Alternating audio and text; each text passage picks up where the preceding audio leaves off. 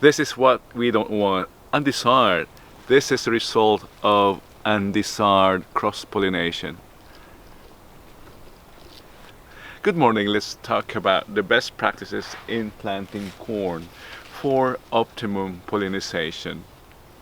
As I've said earlier, we don't want this, unless you want this for decorative purposes.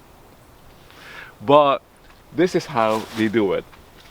First, for optimum pollination, the corn should be planted in blocks. Look, this is approximately a block of 1.5 meter by 2 meters. What's the reason for that? We want the plants, we want the corn to help one another in pollination. I'll illustrate just like this. If this was planted alone or in row, it does not get the help of the neighboring corns of similar variety to pollinate the corn. Look, this. Wind pollinates, or wind supports pollination. That's why the neighboring pollens also get to pollinate this. Look, it's now dark. Close up here. It's not dark, meaning it's been pollinated. The hairs, each individual hair corresponds to a kernel inside. Let's take a peek. Look, see? Look at that. This is a result of perfect pollination. No blank kernel. No blank kernel. Full. Full. That's one. I repeat that. To support pollination, to support full development of the kernels, plant them in block. This is the undesired planting row. I just happen to have two here.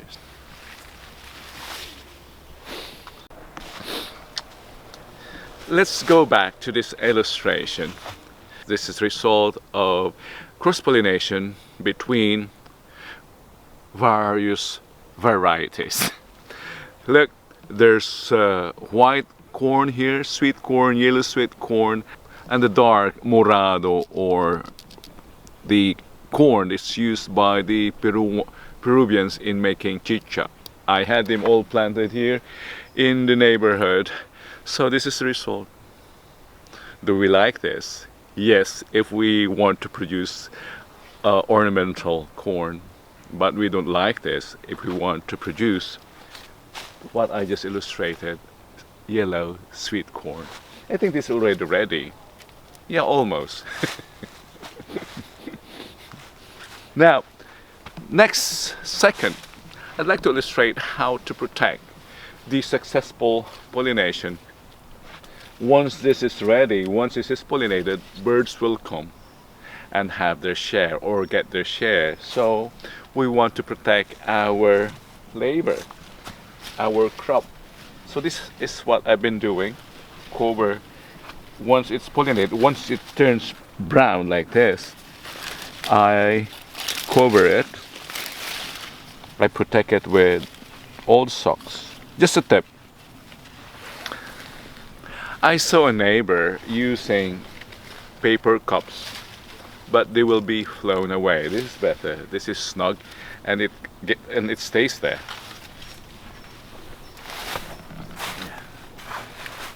Let's take a look at the other.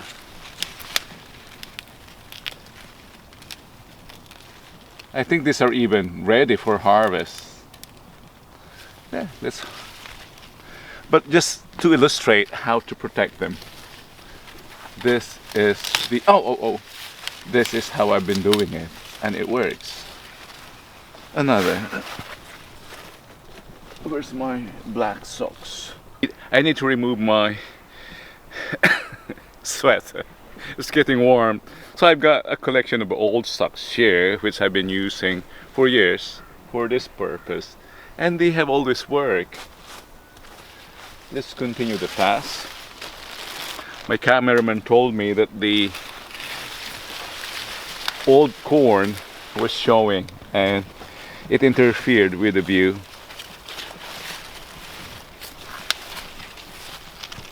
Just, you know, just a tip.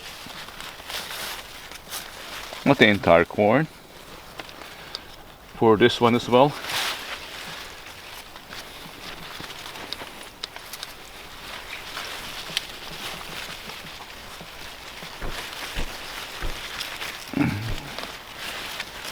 Just to protect the tip from the birds.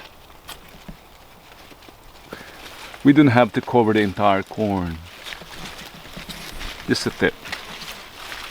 No, the time to do this is when the cell turn blank. I saw someone in America showing how to support pollination to help even wind. He would walk in between the corns and shake the pollens. These actually are pollens and they drop, thereby pollinating the silk of the corn. But this always worked with me, supporting pollination by planting the corns in block, and after pollination, protecting the pollinated corns or silks by using socks. And it always worked. But something I think that did not work this year is that I wanted to use the corn as support for my beans. That worked, but it's too cramped, and I think the ventilation has been a problem. I also crammed other crops here. Look, the tall Jerusalem artichokes, and the limited the amount of light that these corn get. Another, it's been a very dry summer this year, so less sunlight, less water. What do you get?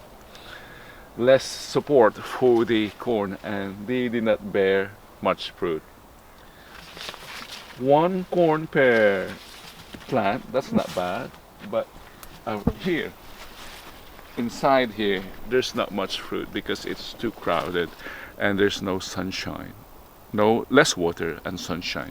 So would you bear fruit if you are deprived of the basic needs, sunshine and space?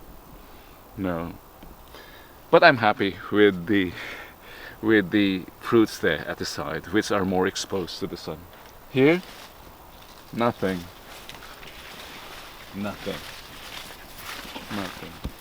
Something learned. Don't cram. Expose him to the sunshine.